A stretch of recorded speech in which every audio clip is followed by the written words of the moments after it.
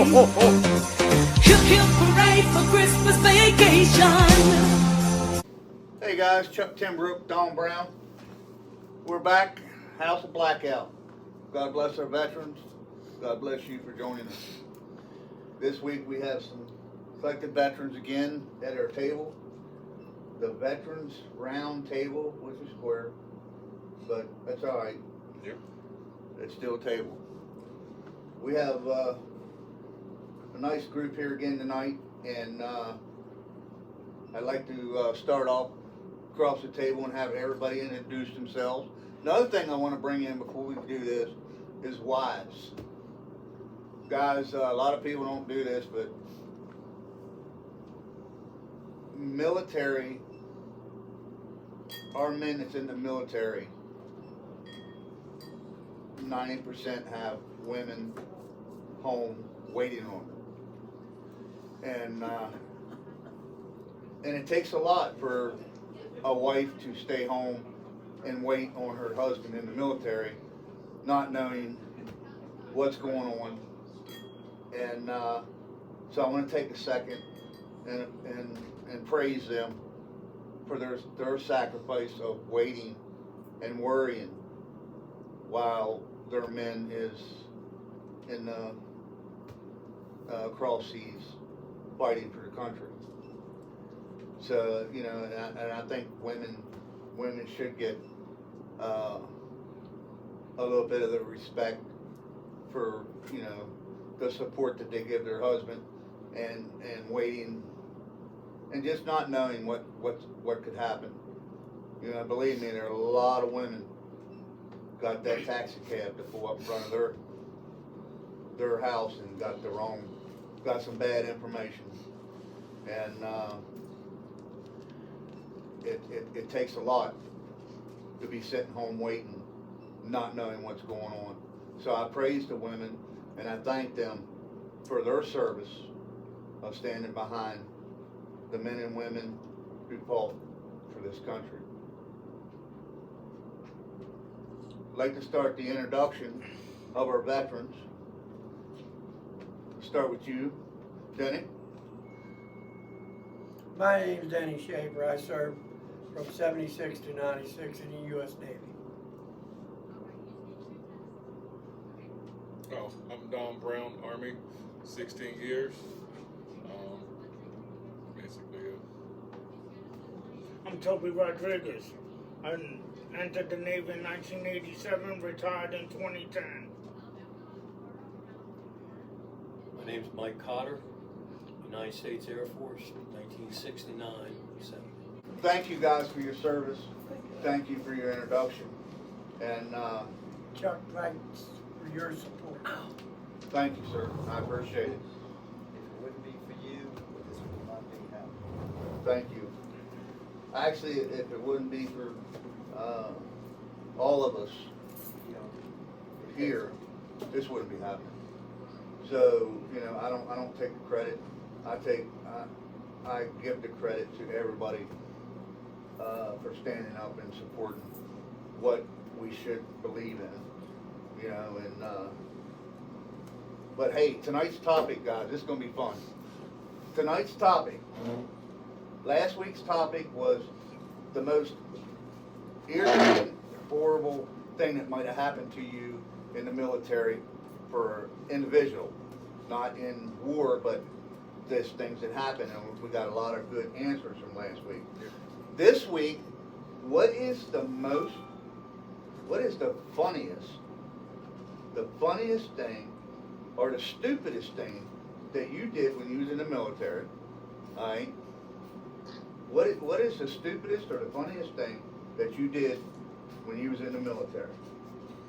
And I know everybody would just love to hear some of these stories. So we'll start with you, Denny.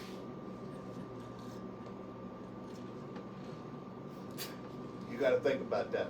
Think of which one. there's probably so many. No, there is. What?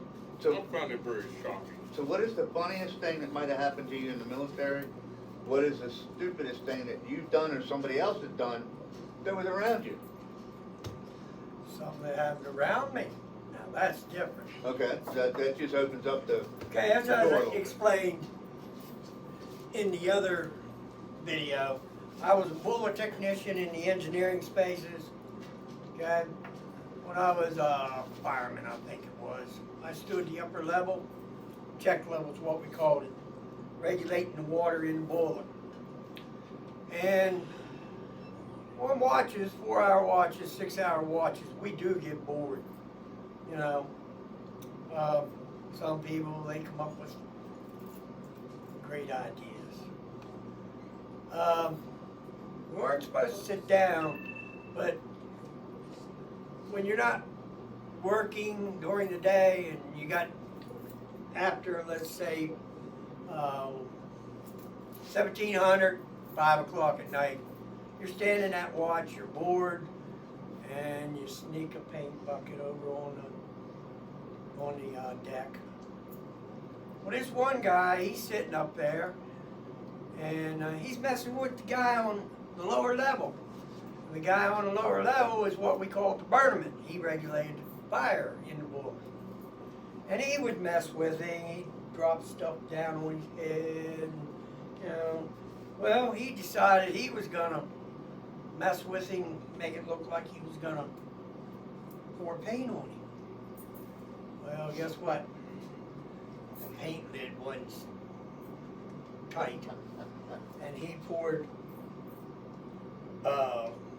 bilge-colored paint all over this guy. It was terracotta color, and he poured it all over this guy. So, yeah, that was probably the funniest. I mean, we had other things where people would stick a quarter on the sight glass, get it real hot, drop it down, and they'd pick it up, and there they had Washington's head on their hand, you know, burn into their hand, or there was a tube that we would talk to the lower level, and they'd talk to the upper level, and somebody would get somebody to come over to that tube, and when they went to listen with their ear, they'd pour water down. So yeah, we had a lot of fun on night watches. Fun time. Well, thank you for that. Mr. Brown. Okay, funniest thing, when I first got in the Army, it was in the military police unit, and I went to go see the section sergeant. So, you know, when you first get in out of boot camp and out of AIT, you know, you gun-ho. You stand in parade rest, do what you're told. So he told me to go see the motor sergeant. The motor sergeant said, this is what I want you to do. I want you to take these Humvees in this line, and I want you to take out the summer air and put in the winter air. Okay? So I drove this Humvee on the other side of the motor pool, and there's a sign that says summer air, winter air, but it's one hose. So I'm not thinking, doing what I'm told. So I'm letting the air out, fill up the one tire, let the air out the second tire. When I got to the third tire, I was like, wait a minute. Why am I taking this fucking air out? The same sign says summer and winter air. It's from coming from the same hose. So of course everyone's chuckling and laughing. That's what happened to the new recruits. You know, it's like, okay, it's a new recruit. Let's go ahead and mess with him. Boom. So once it was my turn, new recruit came in. I asked him to bring a box of grid squares. So, and we did have one smart guy, because I'm pretty smart too. He brought back a box of graph paper. So it was pretty cool. So that was my funniest moment. Well, thank you That's for bringing that. a lot back now. Yeah, see, yeah. You know how you treat the new recruits, you know? A left-handed Yeah, but- screwdriver. The one that I'm thinking about right now, this guy wasn't a new recruit, he was a Yes. vet. He'd been in the Navy 3 years. Well, let me tell you real quick. They told he was in one of the engineering spaces. He was working in A-gang, what we call A-gang, auxiliary division. They told him to go down to the hole and get a bucket of steam. When he come down with an empty bucket, he got the steam lance, he put steam in the bucket, and he started up the ladder, and saw it was gone. So he come back down, filled it back up. Went back up, and he come right back down. This time, he didn't put steam in there, he put water. He said, I'm going up and tell him it's condensed. Oh, man. Toby, I'm trying to think. There's so many of them. Yeah. just give us one of them. I think probably one of the most funniest ones was we were doing the crossing the line ceremony, and I found out that my LPO, my E6, was also a WOG, and they had us all going through the line, and they're whipping us with these shillelaghs, and they put a big old horse feed bag on him, and we're like, put 2 eggs in his pants and whacked him twice, sent him on his way. I laughed my whole entire time. Too much. Funny. Well, I thank you for that, too. Mike? You all asked for this. You'll get it. Uh-oh. I was in the Air Force. Myself, another pilot named Jesse. We flew in one of the little scout planes over there. So anyhow, we were only allowed so many hours a month to fly. So one morning, Jess come to me and he said, "Are you ready to go?" I said, "Look, man, I don't feel real good. Seriously, I don't." I said, "I'm thinking about going down here and talk with the CO and see if I can get him to let me stand down here for a day." They said, "Oh, come on, man, don't do that crap to me." I said, "I don't want to have somebody I don't know up here with me today." He said, "This only going to take about 3 hours." I said, "Yes, let me tell you something, man. God, seriously, I don't feel good." I said, "All right, come on, let's go." And, you know, we wore those Nomex suits, jumpsuits. And they're not very easy to get out of, or in, for that matter. So we take off, and when you fly one of those planes over top the bush, jungle, you only fly for about 4 seconds straight, and then you start to zigzag, like a boat does trying to stay away from submarines. Well, to say the very least, it's not real good on somebody's stomach. They ain't feeling very good. You know, I mean, it wasn't like it was going straight. And so we went out, we did what we were supposed to do. About the time we were ready to turn around and fly back to the dorm, we climb up. We climb up to about 3,000 feet, which is at a small arms range. And I'm sitting in the back, and he's flying. And I crap my pants. It's that simple. And so I'm sitting there, and I'm thinking to myself, well, now I know I'm going into denial because I know this can't happen. This is not going to happen. It didn't happen to me. Well, when you go into denial, you know, you sort of flounder around a little bit, and you don't say much at first. And so I'm sitting in the back seat.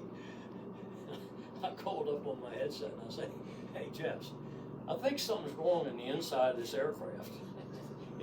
He didn't say nothing. He says, everything, I guess he was looking at the instrument panel. I said, "Everything up here is okay." He said, "Everything up here looks pretty good to me." And 3 seconds later, he goes, "Jesus Christ Almighty, what is wrong?" And I said, I didn't say anything. I was trying to climb under the back of his seat. And so he called back. You can't open the windows in those planes because the noise is deafening. You can't even talk over the intercom. You crack one of them windows in, so we're flying along. And he called back. He says, "Son of a bitch, it's going to be a long flight back to Udor." That's about the funny thing that I can remember. Yeah, it was bad. Real bad. Well, that was awesome. It's that time. Christmas time is here. Everybody knows